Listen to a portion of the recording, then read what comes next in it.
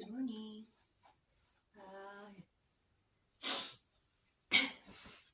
Ay, tapos ko lang maligo. Yun ay araw ng Monday. Pupunta na ako sa kwarto ng aking amo. Pero mainin muna ako ng tea.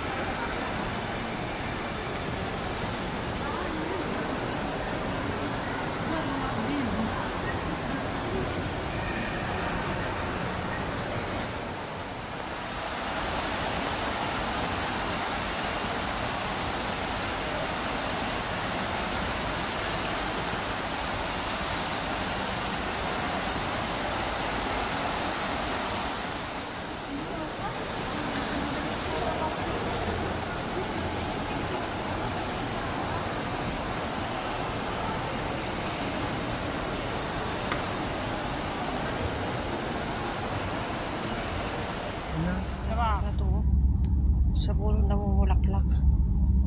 Yes, ayan. Ito yung sa balcony ng kwarto ng aking amo. Ganda ng bulaklak. Ayun, hanggang taas.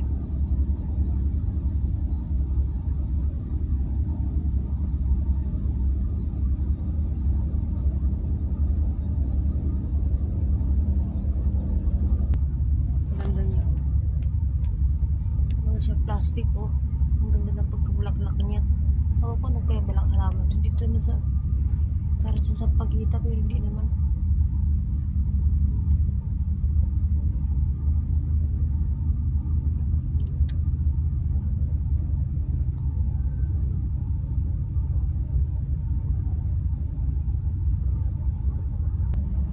Tatambo na siya ng puro halaman. Yan.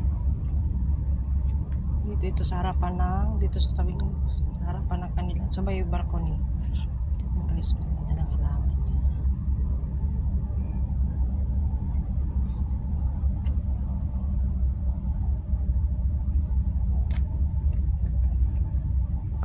Ito guys, yung nasa table, ang ganda. Fresh yan. Ang ganda ng pagkabulaklak. Guys, nandito na ako sa kwarto.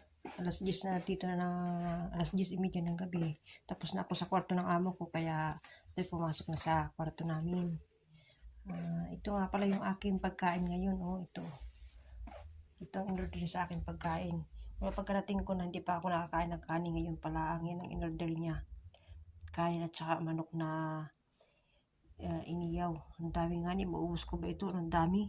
Nag-deliver din kanina ng prutas. Kahapon ay walang prutas, ngayon nag-deliver. Yan. Tapos may deliver din kanina mga bulaklak. Ayan. Yan.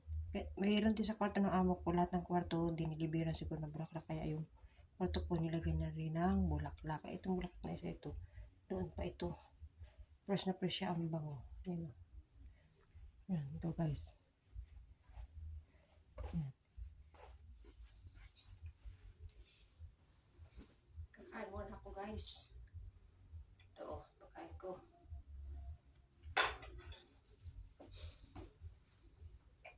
Ay, maganda yung kanin at yung kanin na niya yung malalaki.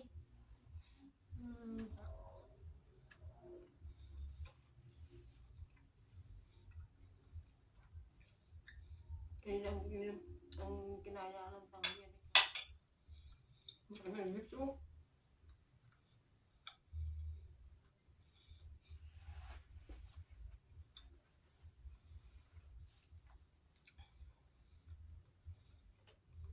Kutsara ko may kalmansit. Wala kutsara kaya tinidor ang ginamit kong pang tubo.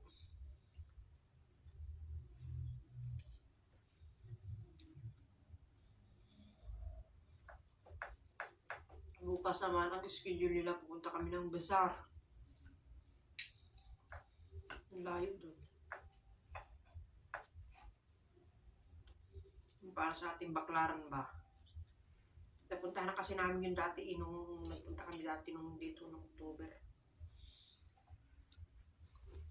Alam ko na.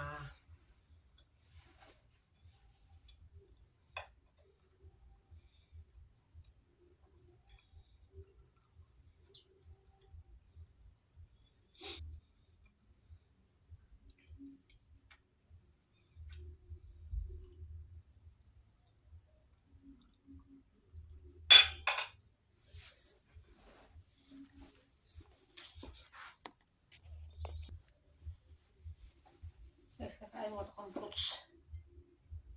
Kailan kita grapes na laki at tinan nyo. Laki ng grapes.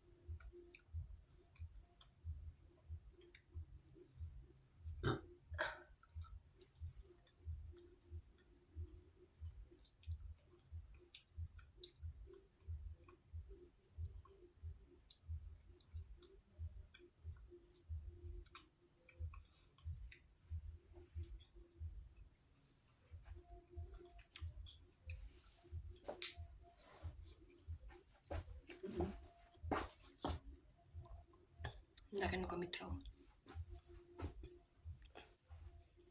Bukas ay maaga na naman ang gising. Maghapon na naman layas. Ay, naku poon.